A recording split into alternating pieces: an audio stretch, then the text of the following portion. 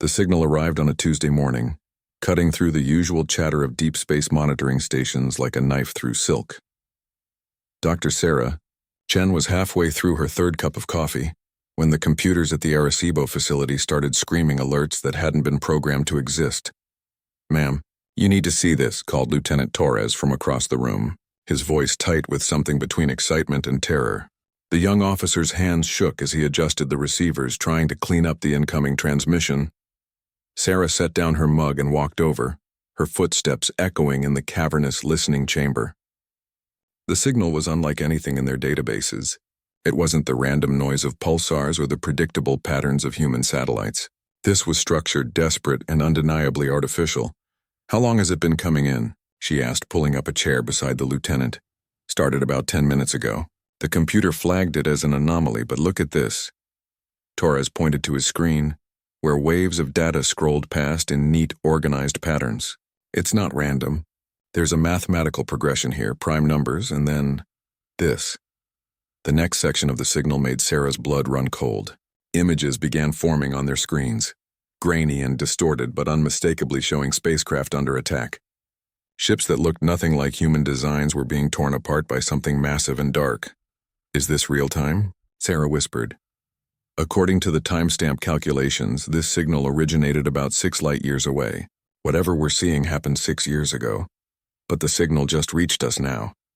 More images flowed through the transmission, cities burning on alien worlds, creatures that walked upright fleeing in terror from mechanical monstrosities. And then clearest of all, a face appeared on the screen. Humanoid, but clearly not human, with large golden eyes and blue-tinted skin. The being was speaking urgently, gesturing frantically. "Can we decode the language?" Sarah asked, her scientific mind racing even as her heart pounded. "Working on it. The AI translation protocols are trying to find patterns." Torres's fingers flew across his keyboard. "Wait, I think we're getting something." Static filled the room, then slowly resolved into broken, accented English. "Please, anyone who receives, we are dying. The Devourers have found our worlds. We cannot stop them. They consume everything, leave nothing behind. If there are others out there, others with the strength to fight, please help us. We are the Zalani. Our coordinates follow this message. We may already be gone when you receive this, but perhaps others can be saved." The room fell silent except for the hum of computers. Sarah stared at the screen as more coordinate data streamed through. Real star positions, real distances. This wasn't a hoax or a malfunction. "Lieutenant, I need you to get me Director Martinez on the secure line now." "Yes, ma'am. Should I tell him what this is about?" Sarah looked back at the screen, where the desperate alien face still pleaded silently across the void. "Tell him we just received our first confirmed contact with extraterrestrial intelligence, and they're asking for our help." Within an hour, the small monitoring station was flooded with military personnel, government officials, and scientists from around the world. The signal was verified, cross-checked, and analyzed by every major space agency on Earth. The conclusion was unanimous and terrifying. This was genuine. General Patricia Morrison arrived by military transport, her weathered face grim as she reviewed the data. She'd spent 30 years preparing for potential alien contact, but never like this, never with them asking for help. "How far away are these coordinates?" she asked Dr. Chen. "The Zalani homeworld appears to be in the Kepler 442 system, roughly 1,200 light-years from Earth. But the distress signal originated from a system much closer, about 6 light-years out. They were already fleeing when they sent this. And these Devourers they mentioned?" Dr. Chen pulled up enhanced images from the signal. The mechanical creatures were massive, angular, and clearly artificial. Based on the scale references in the transmission, each one appears to be roughly the size of a city block. They move like a swarm, stripping planets bare of all organic matter. General Morrison studied the images carefully. "Doctor, in your professional opinion, if these things are still active and if they continue to expand their territory, what are the odds they eventually find Earth?" Sarah had been dreading this question. If they're following a pattern of systematic expansion, and if they can travel faster than light, then it's not a matter of if, General. It's a matter of when. The room buzzed with urgent conversations. Politicians argued about jurisdiction. Scientists debated the physics of faster-than-light travel, and military officers began calculating logistics for scenarios that had only existed in science fiction. But General Morrison was quiet. staring at the star charts projected on the wall. Finally, she turned to her aide. "Colonel Williams, I need you to contact every branch of the military. Emergency authorization from the President for Operation Deathworld." "Ma'am?" "If these aliens think they need help, they've never met humans before." Morrison's voice carried the weight of absolute certainty. "They're about to learn why Earth is classified as a Class 12 death world in every survival database we've ever created. Get me the fleet commanders, all of them." As the room erupted into organized chaos, Sarah looked back at the screen where the Zilani's message continued to loop. The alien's golden eyes seemed to look directly at her, filled with hope that had traveled across impossible distances. She whispered to the screen, "Help is coming. You just contacted the one species in the galaxy that considers impossible odds to be a challenge, not a deterrent." Outside, the first military transports were already lifting off, carrying orders that would mobilize the largest war effort in human history. Earth was going to war against an enemy they'd never seen, to save people they'd never met, simply because someone had asked for help. The age of humanity as a galactic power was about to begin. Admiral Jack Harrison stood on the bridge of the UES Indomitable, watching through the viewport as Earth's most powerful fleet assembled in high orbit. 72 hours had passed since the Zilani distress signal, and humanity had responded with the kind of speed that only came from righteous fury. Status report. "Commander Walsh," he ordered, never taking his eyes off the growing armada. "Sir, we have confirmation from all fleet commanders. The Pacific Fleet's carrier group Leviathan has finished loading their complement of Reaper fighters. The Atlantic Division's Dreadnought Ragnarok reports all weapon systems green. The European Union's science vessels have completed installing the new translation protocols, and the Russian Federation's heavy assault ships are fully stocked with their special ammunition." Admiral Harrison almost smiled at that. The Russians had volunteered to bring their experimental kinetic bombardment weapons, devices so devastating they were banned under the Earth Warfare Treaty. But there was no treaty covering alien monsters. What about the Australian contribution? "The Anzac Engineering Corps has finished modifying our ships for extended combat operations, sir. Every vessel now has enhanced armor plating and improved life support systems. They estimate our operational time in hostile space has tripled." Through the viewport, Harrison could see the fruits of humanity's greatest mobilization. Ships from every nation on Earth floated in perfect formation, their hulls gleaming with fresh armor and newly installed weapons. The sight would have been impossible just days ago. But the Zilani message had done something that decades of diplomacy couldn't. United the human race against a common enemy. "Sir, incoming priority transmission from Earth Command," called Lieutenant Rodriguez from the communication station. "Put it through." The holographic display shimmered to life, revealing General Morrison's face. Behind her, Harrison could see the frantic activity of the new Joint Command Center that had been established in the NORAD facility. "Admiral, I have updates from our intelligence analysis team. Dr. Chen's group has been working around the clock to decode more of the Zilani transmission." "What did they find?" "The Devourers aren't just random destroyers, Admiral. They're selective. They target worlds with advanced civilizations, strip them of all biological matter, and then move on to the next system. But here's the important part. They've never encountered a species like us." Harrison raised an eyebrow. "How do you mean?" "Every species they've attacked so far has been peaceful, Admiral. Explorers, artists, philosophers. The Zilani spent their energy on art and science. The Morgathi built cities that floated in clouds and never hurt another living thing. The Kethmaran were traders who solved conflicts through negotiation." Morrison paused, her expression grim. "None of them were warriors. And we are. Admiral, according to our analysis, humans are the only known species that evolved on a Class 12 death world. We're the only ones who spent 50,000 years fighting everything around us just to survive. We're the only species that turned warfare into an art form, that built weapons capable of destroying our own planet multiple times over." Harrison looked out at his fleet again, understanding flooding through him. "The Devourers have never faced anything like us before." "Exactly. They're used to civilizations that surrender when faced with overwhelming odds. They've never met a species that looks at impossible odds and asks, 'How do we win anyway?'" The transmission continued with tactical updates. The Zilani coordinates led to a star system currently under siege.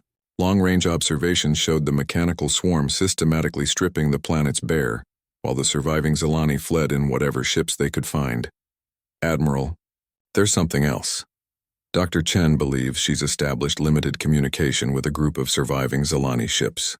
They're hiding in the asteroid belt of their system trying to avoid the Devourers. They can't believe we're coming to help. What do you mean? They keep asking if we understand that the Devourers are unstoppable. They're trying to convince us to stay away, that we'll only die uselessly. They can't comprehend why we would risk our lives for strangers. Harrison felt something stir in his chest. These aliens were still trying to protect them, even while their own world burned. General, please relay a message to the Zilani survivors. Tell them that humans have a saying, no one fights alone. Tell them the cavalry is coming. After the transmission ended, Harrison walked to the ship's intercom system. His voice would reach every member of the fleet, 60,000 of humanity's finest military personnel. Attention all hands. This is Admiral Harrison. In 6 hours, we will make the jump to the Zilani system. We're going to face an enemy that has destroyed dozens of civilizations, an enemy that considers itself unstoppable, an enemy that has never lost a single battle. He paused, looking out at the stars that suddenly seemed less cold and empty. They're about to learn that they've been fighting the wrong kind of species. They've been picking on philosophers and poets, artists and dreamers. Now they're going to fight Deathworlders. They're going to fight humans who grew up on a planet that tried to kill us every single day. They're going to discover what happens when you threaten something that humanity has decided to protect. Across the fleet, 60,000 voices responded as one. Hurrah! Commander Walsh approached the Admiral. Sir, the jump calculations are complete. All ships report ready for faster-than-light transition. Harrison nodded, then opened a channel to the entire fleet. All ships, this is Fleet Command. Begin jump sequence. Next stop, we show the galaxy what Deathworlders do when someone asks for help. The space around Earth suddenly filled with swirling energy as 73 ships engaged their experimental FTL drives simultaneously. The largest military force in human history vanished from Earth's orbit, racing across impossible distances toward a battle that would determine whether humanity's first contact with alien life would also be their last. In the asteroid belt of the Zilani system, exhausted refugees picked up a transmission in broken but understandable Zilani. This is the human fleet. We received your message. We're coming to help. Hold on just a little longer. For the first time in months, the Zilani dared to hope. The human fleet emerged from faster-than-light travel at the edge of the Zilani system, and what they saw made even hardened veterans pause in shock. 3 planets orbited the dying star, but only one still glowed with the blue-white light of an atmosphere. The other 2 were dark, lifeless husks, their surfaces stripped down to bare rock. My God, whispered Commander Walsh, staring at the tactical display. They really do consume everything. Admiral Harrison studied the readings flowing across his screens. The remaining planet, Zilani Prime, was surrounded by a swarm of mechanical ships that moved like insects around rotting fruit. Each ship was massive, easily dwarfing the largest human vessel, and there were hundreds of them. Contact from the Zilani refugee ships, Admiral, reported Lieutenant Rodriguez. They're broadcasting from the asteroid belt. Put them through. The holographic display flickered to life, showing the face of a Zilani with golden eyes that held both fear and desperate hope.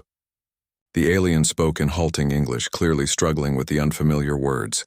Human fleet. You came. We cannot believe it. I am Veltar, speaker for the surviving clans.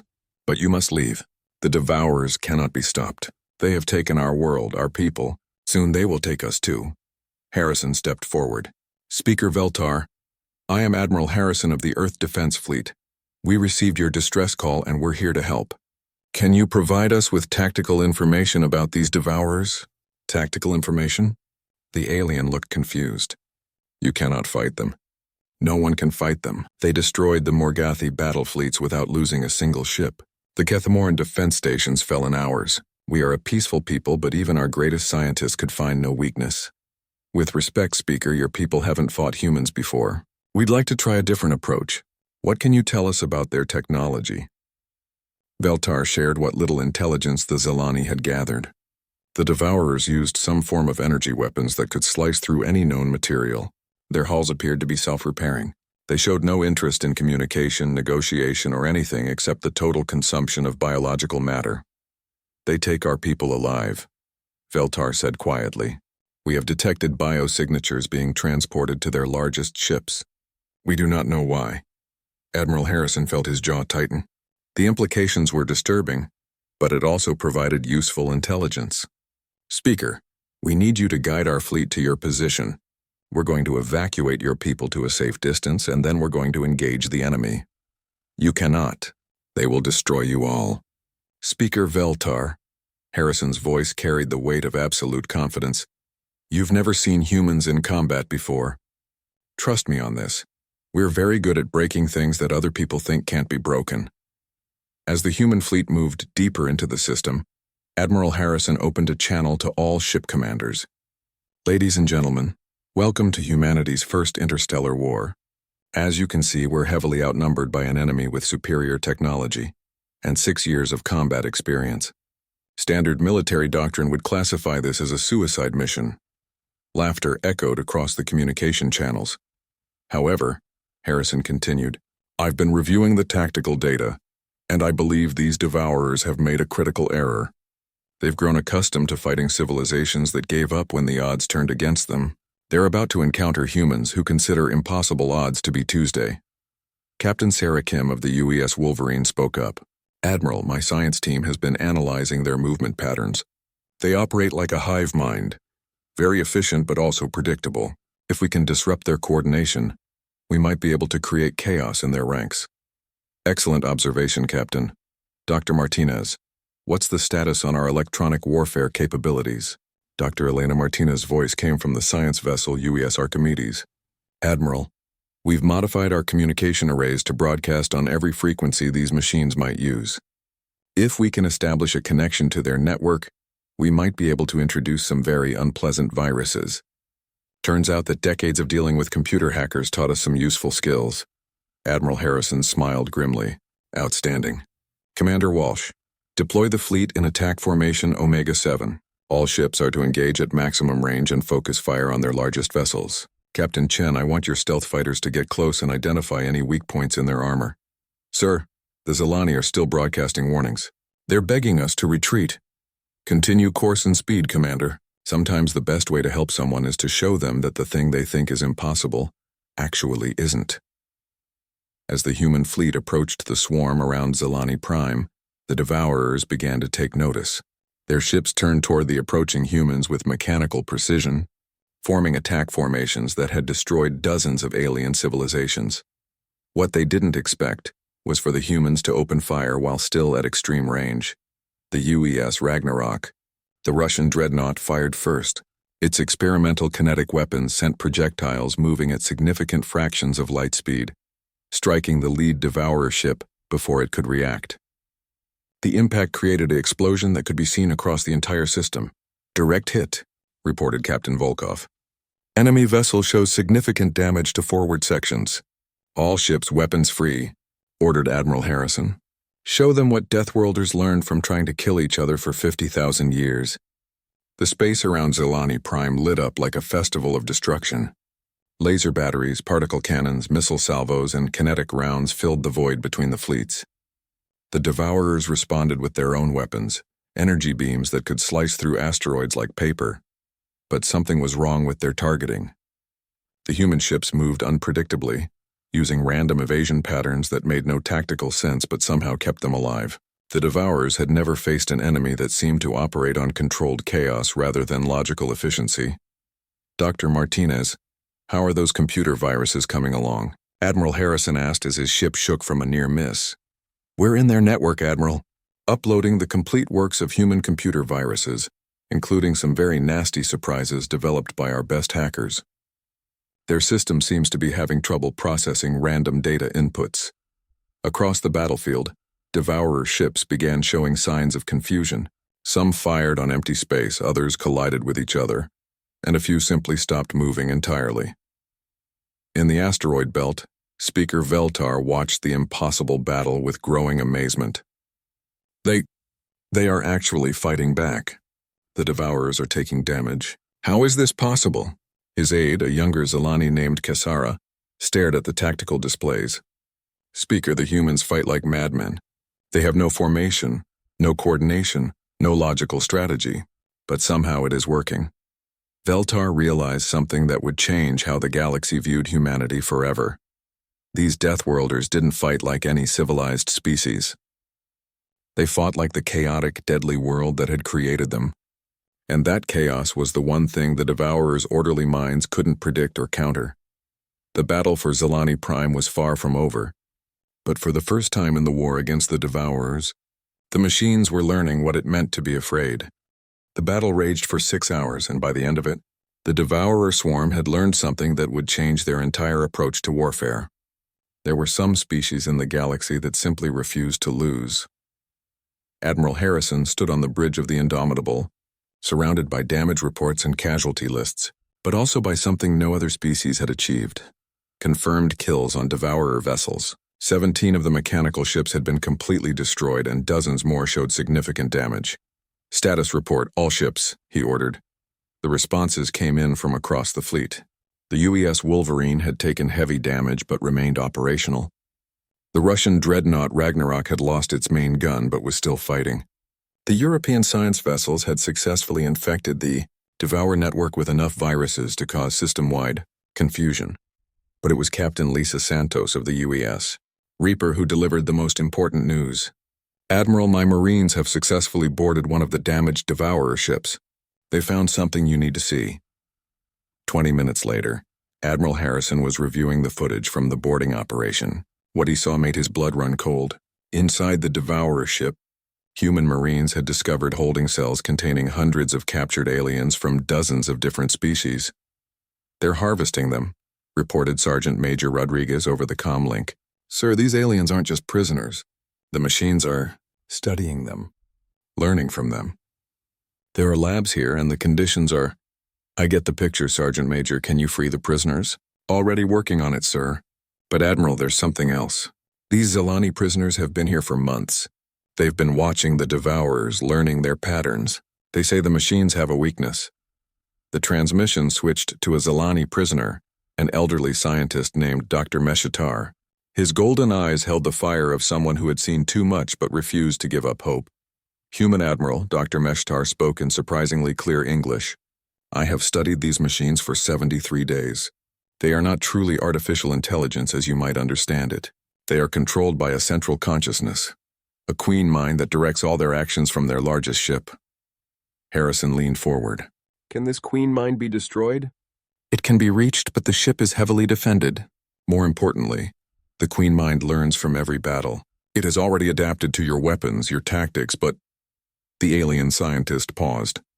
"It has never faced a species like yours. Your ability to act without logical patterns confuses its learning algorithms. Doctor, are you saying that our chaotic fighting style is actually an advantage? More than that, Admiral.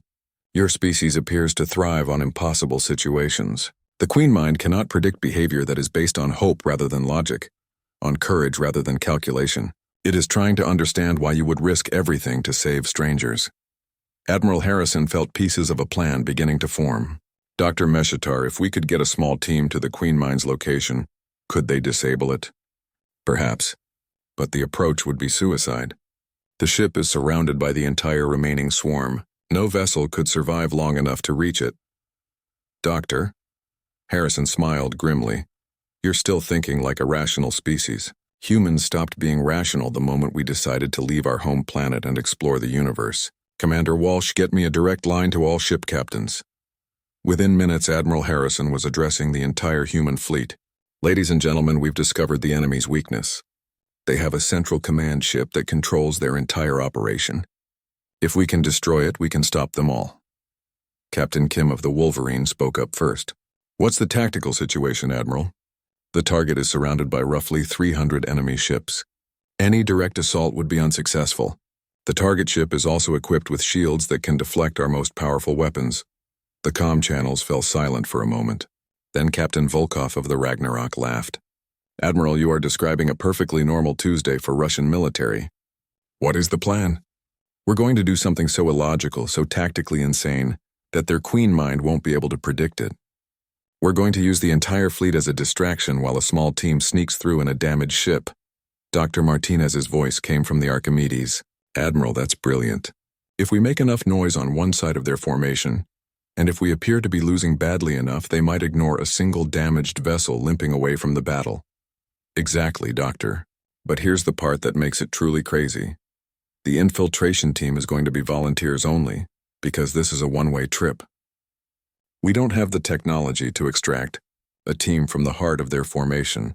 The comm channels exploded with voices as every single captain volunteered for the suicide mission. Belay that, Harrison ordered. I've already made the decision. Commander Walsh, you have command of the fleet. I'll be taking a small team in the Indomitable's shuttle. Our job is to punch a hole in their defenses and get through to that command ship. Sir, with respect, that's insane, Commander Walsh protested. Commander, we're humans. Insane is what we do best! Begin preparations for Operation Deathwish. All ships are to commence maximum aggression against the enemy formation in exactly 30 minutes. Make it loud, make it destructive, and make it look like we're throwing everything we have at their strongest position. As the fleet prepared for what might be humanity's first and last interstellar battle, Admiral Harrison selected his team. Dr. Martinez for her technical expertise, Sergeant Major Rodriguez for his combat experience, and Dr. Meshitar, who knew the layout of the Devourer ships. Admiral, Dr. Meshitar said quietly as they prepared to board the shuttle, your species continues to amaze me. The Zilani have a word for what you are doing. It translates roughly to beautiful madness. Harrison checked his equipment one final time. Dr. Humans have a word for it too. We call it Tuesday. The shuttle bay doors opened to reveal the largest space battle in galactic history beginning outside. Hundreds of ships engaged in desperate combat while a small, damaged shuttle slipped away from the chaos, carrying humanity's hope toward the heart of enemy territory. In the asteroid belt, Speaker Veltar watched the impossible rescue attempt and whispered a prayer to gods that had seemed absent for too long. Let these Deathworlders succeed, he prayed. Let them show the galaxy that hope is stronger than logic, that courage matters more than calculation. The final phase of the battle was about to begin, and everything would depend on whether humans could be just crazy enough to save the galaxy. The shuttle drifted through the debris field of the massive space battle, its hull scarred and venting atmosphere in a carefully calculated performance of a dying ship. Admiral Harrison watched through the viewports as the human fleet engaged the Devourers in the most spectacular display of controlled chaos ever witnessed in the galaxy. Status, report, he whispered to Dr. Martinez, who was monitoring their approach to the enemy command vessel. We're reading as a derelict on their sensors, Admiral. The damage we inflicted on ourselves is convincing their scanners that we're just another piece of battle wreckage. She paused, studying her instruments. The command ship is enormous. It's easily 5 times the size of our largest dreadnought. Dr. Meshtar, the Zilani scientist they had rescued, pointed toward a section of the massive vessel. The docking bay should be there. But Admiral, once we are inside, there will be defenses. Automated systems, Guardian machines, and the Queen Mind itself. Sergeant Major Rodriguez checked his weapons for the 10th time. How many Guardian machines are we talking about, Doc? Unknown. But every previous boarding attempt by other species has failed. The machines learn from each encounter, becoming more deadly with every battle. Harrison smiled grimly. Then it's a good thing they've never faced humans before. Sergeant Major, what's our arsenal? Standard marine equipment, plus some special surprises courtesy of our engineering teams. Plasma charges for breaching, electromagnetic pulse grenades for their electronics, and Rodriguez grinned. The Australians insisted we bring their new explosive compound. Apparently it's so unstable that it shouldn't work, but somehow it does. Perfect. That sounds appropriately human. The shuttle slipped into the docking bay of the command vessel without triggering any alarms. The interior was a maze of mechanical corridors and pulsing energy conduits, all leading toward the center of the ship where the Queen Mind resided. They moved through the corridors like ghosts, avoiding the patrol machines through a combination of luck, skill, and the kind of improvisation that only came from a lifetime of expecting the unexpected. Dr. Meshtar guided them through the labyrinth, while Dr. Martinez worked to hack into the ship's internal systems. I'm detecting massive data flows, Martinez whispered as they paused at a junction. The Queen Mind is processing information from the entire battle in real time. It's trying to understand human tactical patterns, but... She smiled. Our randomness is giving it serious processing problems. They encountered their first Guardian machine 15 minutes into their infiltration. It was a sleek, deadly creation that moved with mechanical precision and carried weapons that could slice through starship armor. It should have killed them all in seconds. Instead, Sergeant Major Rodriguez threw one of the Australian explosive charges at it while diving behind a bulkhead. Dr. Martinez hit it with an electromagnetic pulse, and Admiral Harrison shot it with a standard plasma rifle. The combination of attacks, none of which should have worked together, somehow overloaded the Guardian's defensive systems and destroyed it completely. The machines are programmed to expect logical, coordinated attacks, Dr. Meshitar observed as they moved past the smoking wreckage. Your chaotic approach confuses their defensive algorithms. They fought their way deeper into the ship, leaving a trail of confused and destroyed Guardian machines behind them. Each encounter taught them more about their enemy's weaknesses. The Devourers had grown too accustomed to fighting predictable opponents. Finally, they reached the central chamber. The Queen Mind was unlike anything they had expected. It wasn't a computer or a robot, but a massive organic brain connected to mechanical systems by countless neural interfaces. It pulsed with alien thought patterns, processing the data from thousands of battles across the galaxy. "My God," whispered Dr. Martinez. "It's actually alive." The Queen Mind is a captured consciousness, probably from one of the first species the Devourers conquered. The chamber filled with a voice that spoke in perfect English, somehow translated from the alien thoughts of the imprisoned mind. "Humans, I have been studying your species through this battle. You fight without logic, without proper tactical consideration. You should have been destroyed hours ago." Admiral Harrison stepped forward. "Yet here we are. Yes, here you are. I cannot predict your actions because they are based on concepts my processors cannot quantify. Hope, courage, sacrifice for strangers. These are not logical behaviors." "Maybe that's your problem," Harrison replied. "You've been conquering species that gave up when the math said they should lose. We're not that kind of species. Indeed, you are chaotic, unpredictable. I have consumed the knowledge of 73 civilizations, but none like yours. You come from a world that tried to kill you every day for millions of years. And instead of becoming peaceful when you gained intelligence, you became more dangerous." Dr. Martinez was working frantically on her equipment. "Admiral, I think I can free the consciousness that's been forced to serve as the Queen Mind. If we can break its neural connections to the mechanical systems, the entire Devourer network should collapse." The voice of the Queen Mind changed, becoming somehow more personal. "You would free me, even though I have directed the destruction of countless worlds?" "You're a prisoner," Harrison said simply. "We don't leave prisoners behind. But if you free me, the Devourers will lose their coordination. They will become mere machines, dangerous but no longer strategic. However, the process will destroy this ship and everyone on it." Sergeant Major Rodriguez checked his remaining explosives. "Admiral, sounds like a fair trade to me." Dr. Martinez looked up from her work. "I can do it, Admiral. But Sergeant Rodriguez is right. The neural feedback will overload the ship's systems. We won't survive the explosion." Admiral Harrison thought about the human fleet fighting desperately outside, about the Zilani refugees hiding in the asteroid belt, about all the species across the galaxy who lived in fear of the Devourer swarm. Then he smiled. "Dr. Martinez, proceed with the liberation. It's been an honor serving with all of you." But before she could begin the process, Dr. Meshitar stepped forward. "Wait, Admiral, there may be another way. If we can upload a human consciousness into the control systems, someone could guide the Devourers to self-destruct, rather than simply leaving them as mindless machines."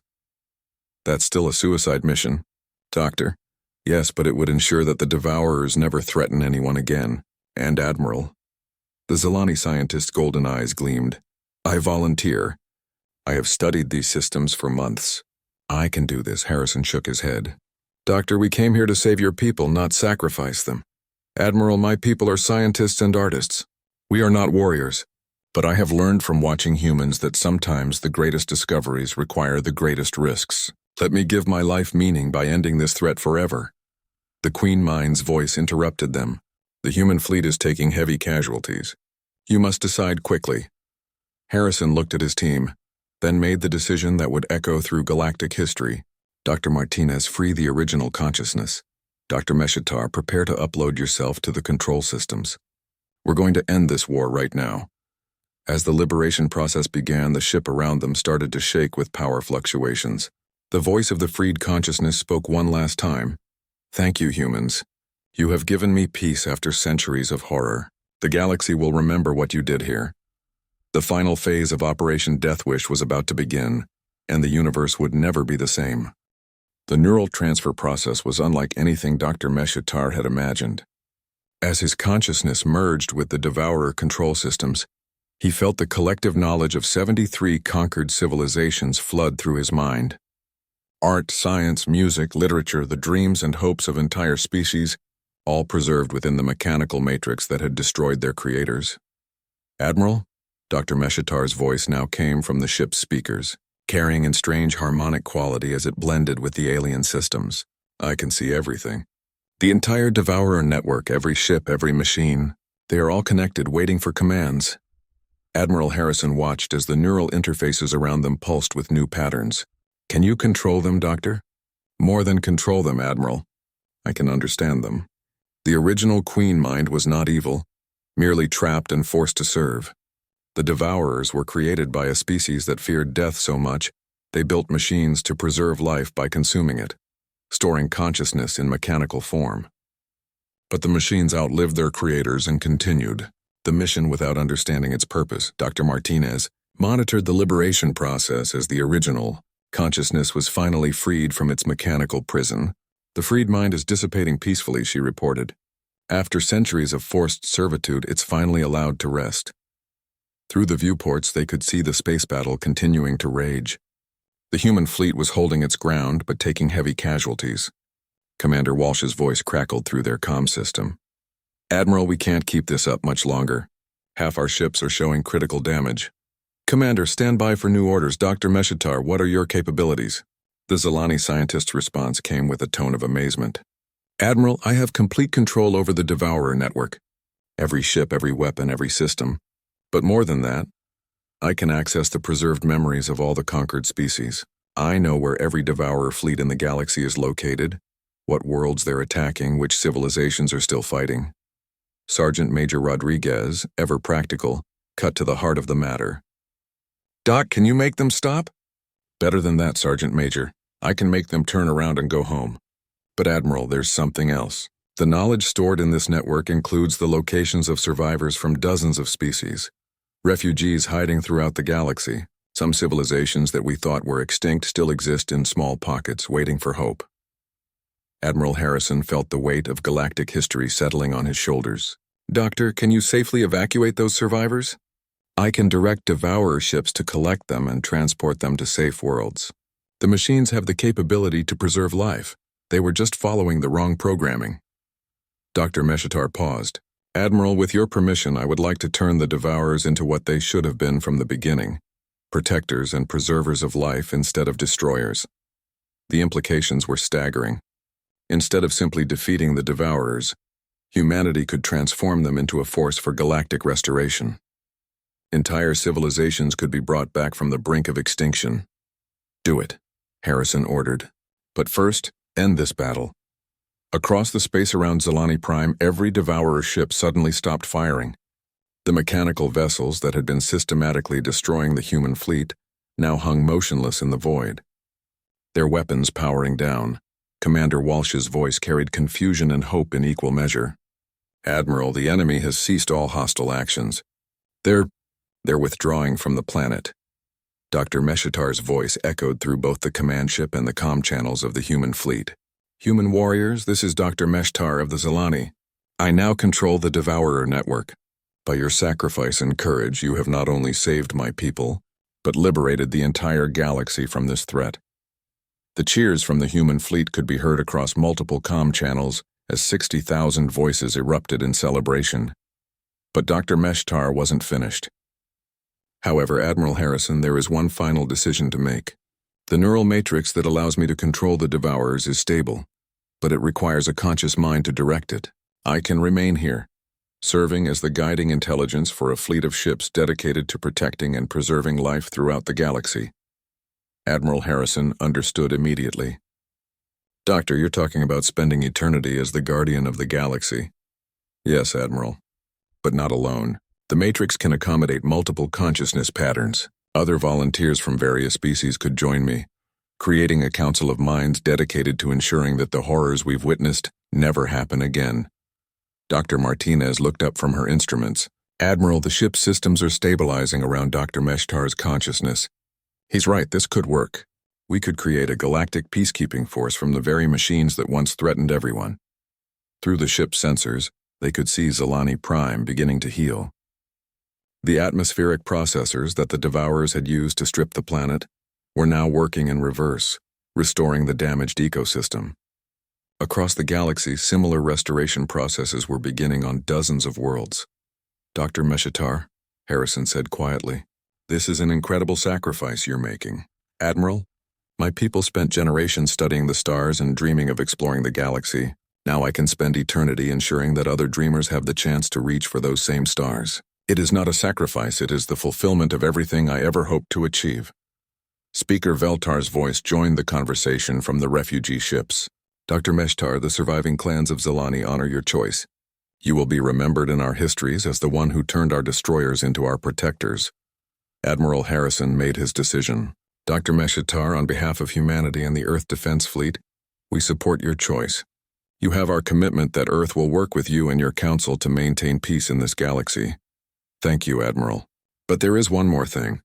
The Devourer archives contain the location of other galaxies, other civilizations beyond our local group.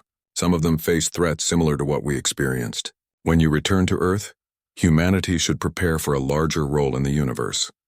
The realization hit them all simultaneously. This wasn't just about saving one star system or even one galaxy.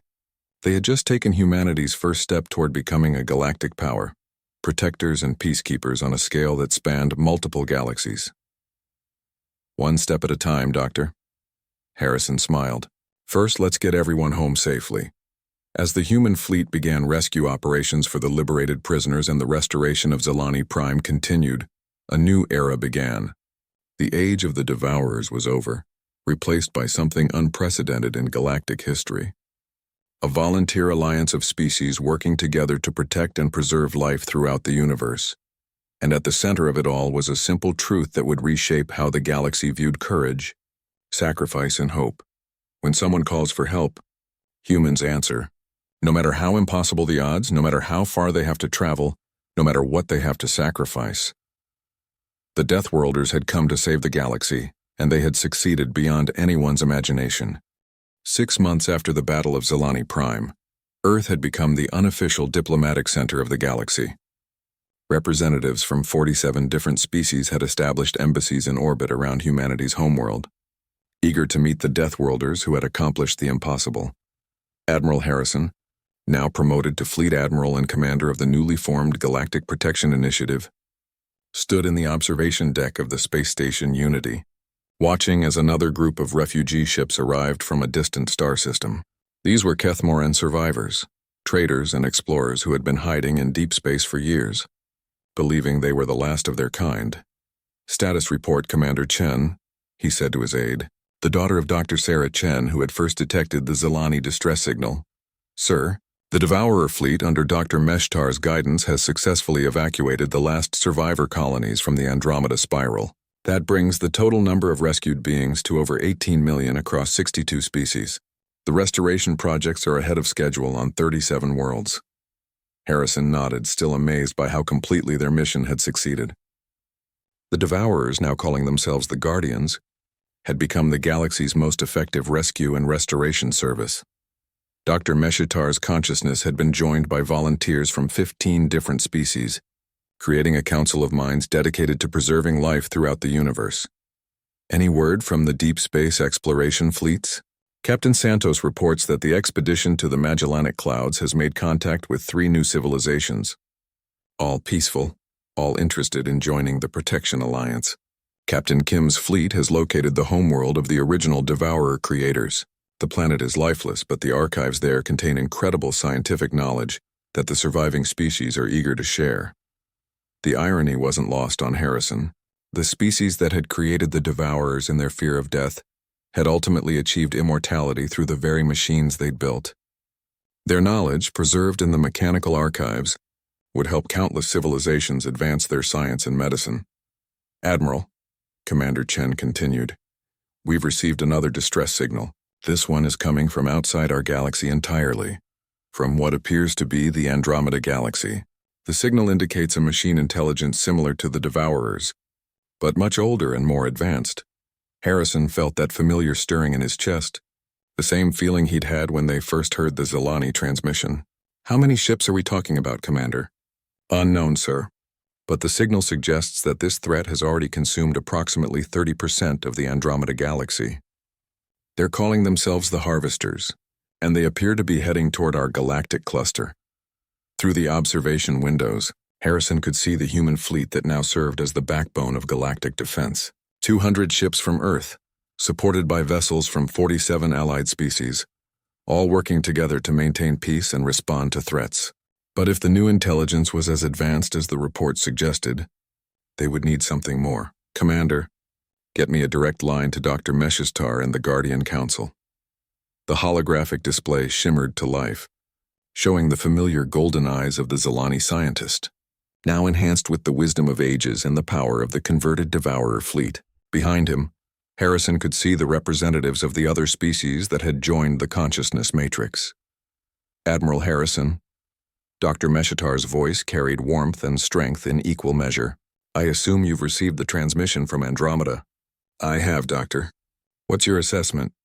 The Harvesters are what the Devourers would have become if they had continued evolving without the guidance of conscience. They consume not just biological matter, but entire star systems, converting matter and energy into computational power for their collective intelligence. They are approximately 50,000 years more advanced than the Devourers were. Harrison felt the weight of galactic responsibility settling on his shoulders again. Can we stop them? Alone?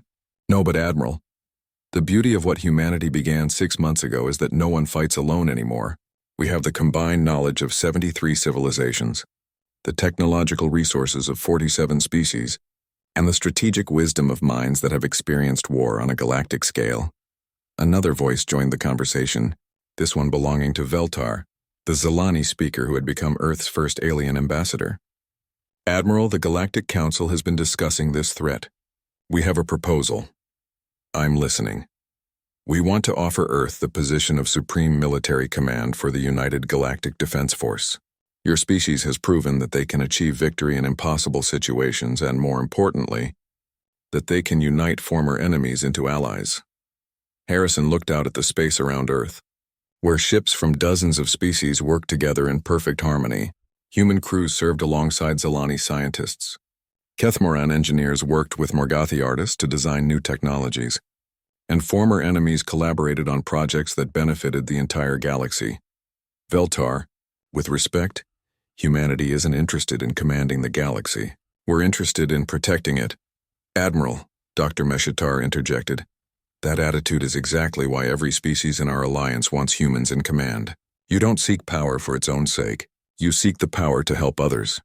Commander Chen stepped forward with a new report.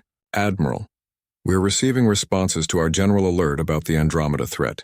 Captain Santos reports that her exploration fleet wants to volunteer for advanced reconnaissance. Captain Kim's science team believes they can adapt Guardian technology to create more effective defenses.